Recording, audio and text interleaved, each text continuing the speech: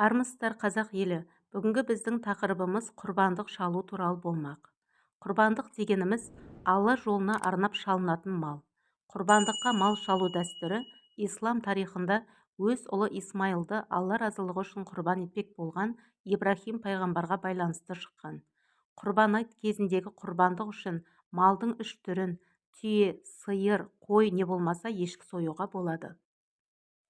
Құрбандық ретінде шалынатын қой және ешкі кем дегенде 1 жасар, сиыр 2 жасар, түйе 5 жасар болуы керек.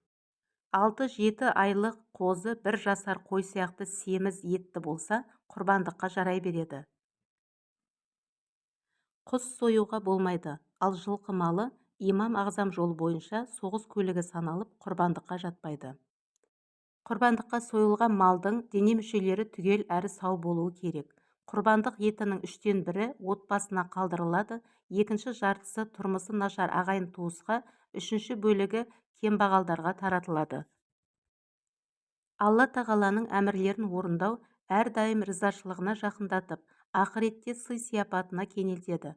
Құрбандық шалу да Аллах тағаланың арнайы әмірі болғандықтан, бұл әмірді ықыласпен орындаушы Раббысының ризашылығына қауышып, ана дүниеде жүзінің жарқын болып, мол сауапқа шомары сөзсіз.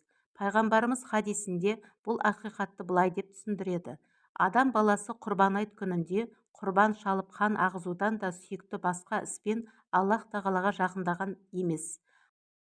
Аллах тағала құрбанның ағызылған қанына немесе етіне мұқтаж емес. Шалған құрбанның еті Аллах тағаланың құзырына жетпейді, бірақ оның әмірін ләббәйк деп орындаудағы ықылас пен ниет Аллах тағалаға жетіп ризашылығына себеп болады. Бұл шындықты Құран кәрім былай деп баяндайды: олардың құрбан малдарының еттері де қандары да Аллах тағалаға жетпейді, бірақ оған сендердің тақуалықтарың ғана жетеді. Құрбандық шалу Ибрахим пайғамбардай жалғасып келе жатқан сүннет. Ибрахим пайғамбар Аллах тағалаға берген сөзінде тұрып, бауыр еті баласы Исмайылды ұлы жаратушысының жолында пида ете алатындығын паш етіп, қиын сынақтан өтті. Құрбандық шалу сол ғибратты оқиғаның бір көрінісі. Бірігіп құрбандық шалу тәртібіне келетін болсақ, қой немесе ешкіні тек қана бір адам құрбандық ретінде шала алады, ал сиыр немесе түйені, яғни ірі қараны бір кісінің жалғыз өзі үшін шалуына болатын сияқты 7 кісіге арнап ортақ шалуларына болады. Құрбанды ортақтасып шалған уақытта әрбір адам құрбандық шалу ниетімен ортақтасуы керек. Бір кісі құрбандық үшін, ал екінші бір кісі тек қана етін алу ниетімен ортақтасса, шалынған мал барлық ортақтар үшін құрбандық болып есептелмейді. Сондай-ақ мұсылман баласы құрбандық шалатын жағдайы болмаса, садақа беруіне болады.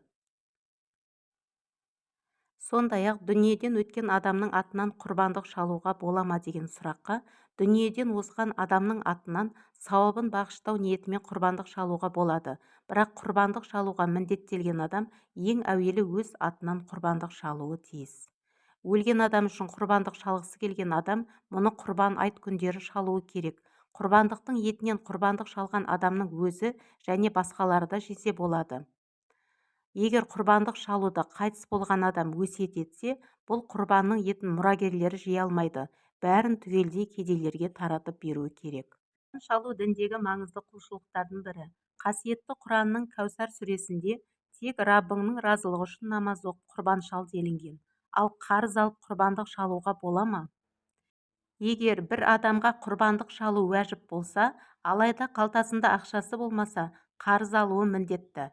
Ал егер оған құрбандық шалу уәжіп болмаса, өзі мұқтаж адам болса, оған құрбандық шалу үшін қарыз алу дұрыс емес. Өйткені Алла тағала пенделеріне шамасы келмейтін нәрсені жүктемеді. Ол туралы Алла тағала Құранда былай дейді: Алла ешбір жанға күші жететіннен басқаны жүктемеді. Мәліметтер құрбандық пәтуалары кітабынан және интернет желісінен алынды.